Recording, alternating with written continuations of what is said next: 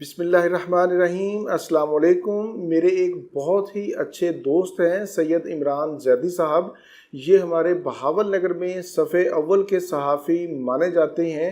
ان کی صحافت ہمیشہ سے تحقیقی اور تعمیری رہی ہے۔ 2 دن پہلے یہ مجھے ملنے آئے اور ایک ایسا انکشاف کیا جس نے میرے رونگٹے کھڑے کر دیے اور میں مجبور ہو گیا کہ میں اس کے اوپر ویڈیو بناؤں۔ سید عمران زیدی صاحب کا کہنا تھا کہ آج کل مارکیٹ میں انجیکشن والے تربوز بھی آ رہے ہیں۔ انہوں نے اس کے اوپر تحقیق کی کہ تاجر حضرات تربوز کو لال اور میٹھا کرنے کے لیے مصنوعی رنگ اور سکرین کے انجیکشن لگاتے ہیں، جو فائدے کی بجائے معدہ اور جگر کے لیے انتہائی مضر ہے۔ چند پیسوں کی خاطر بندہ اتنا گر سکتا ہے یا گر جاتا ہے، ایک انتہائی گھٹیا حرکت ہے۔ اسی لیے ہمارے پیارے نبی حضرت محمد صلی اللہ علیہ وآلہ وسلم نے فرمایا کہ جس نے ملاوٹ کی وہ ہم میں سے نہیں۔ تربوز موسم گرما کی ایک سوغات ہے جس کے بے شمار طبی فوائد ہیں۔ تربوز کے اندر 92% پانی پایا جاتا ہے۔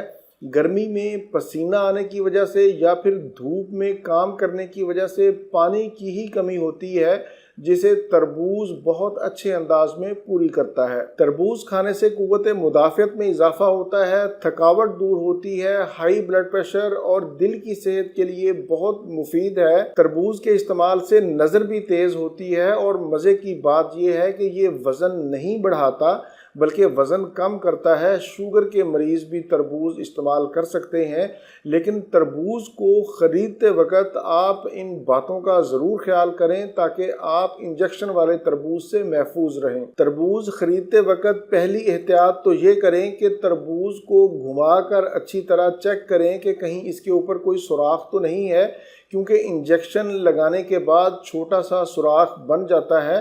آپ کو تصویر میں نظر بھی آ رہا ہوگا۔ دوسرے نمبر پر اگر تربوز کاٹنے کے بعد اس میں دراڑیں نظر آئیں تو پھر بھی اس کو استعمال نہ کریں۔ اگر تربوز کا رنگ بہت زیادہ سرخ ہو یا پھر ضرورت سے زیادہ میٹھا ہو تو سمجھ جائیں کہ اس کے اندر انجیکشن لگا ہوا ہے۔ اور سب سے اہم بات کہ اگر تربوز کھانے کے بعد آپ کے منہ کا ذائقہ ہلکا سا کڑوا محسوس ہو تو پھر اس کو مت کھائیں، یہ انجیکشن کی وجہ سے ہو سکتا ہے۔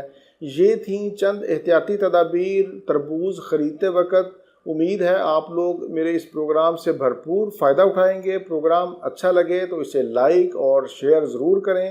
اسی کے ساتھ آپ لوگوں سے اجازت چاہوں گا، دوبارہ کسی نئی معلوماتی ویڈیو کے ساتھ آپ کی خدمت میں پھر حاضر ہوں گا۔ تب تک کے لیے اجازت۔ اپنے اہل خانہ اور اپنے دوستوں کا بہت زیادہ خیال رکھیں۔ اللہ حافظ، والسلام۔